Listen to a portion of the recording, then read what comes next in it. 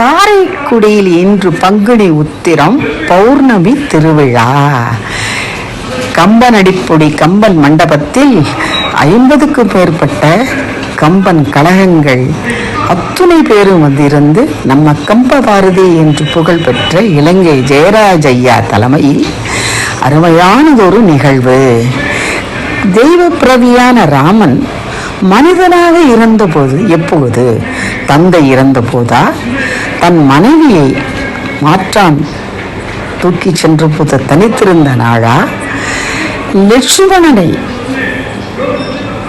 இறந்த பிறகு அவன் மனிதனாக இருந்த நாளா என்று ஒவ்வொருவரும் அவரவர் இதற்கு அருமையாக பேசி அற்புதமான ஒரு எளியவருக்கும் புரியும்படியாக அருமையான ஒரு கம்பன் மணிமண்டபத்தில் கம்பனடிப்பொடி 84 வருஷங்களாக ஆரம்பித்து வைத்து நடத்தும் அற்புதமான ஒரு பண்டிமன்றம். நாளை கம்பன் துயில் கொண்ட நாள். நாட்டரசன் கோட்டையிலே அருமையானதொரு நிகழ்வு.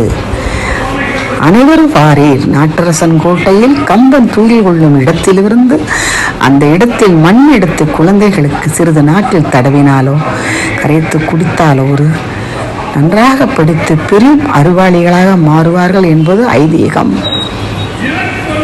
கம்பன் புகழ்பாடும் காரைக்குடியும் கம்பன் துயில் கொள்ளும் நாட்டரசன் கோட்டையும் அருமையானதொரு நிகழ்வு.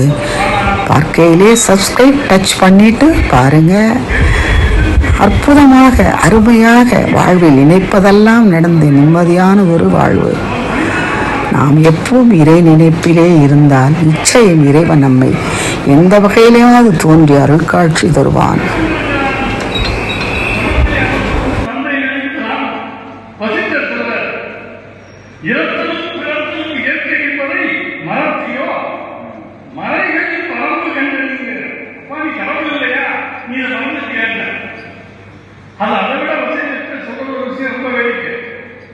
எங்க ஊர்ல ஒருத்தர் 97 வயசுல காலமாயிட்டார்.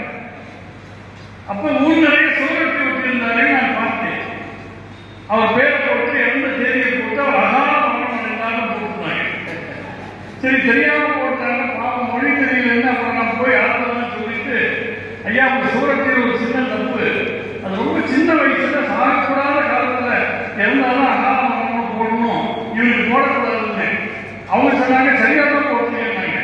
எப்படி அவர் 85 வயசுல இருந்து முடியாம இருந்தாரு. இப்போ போவா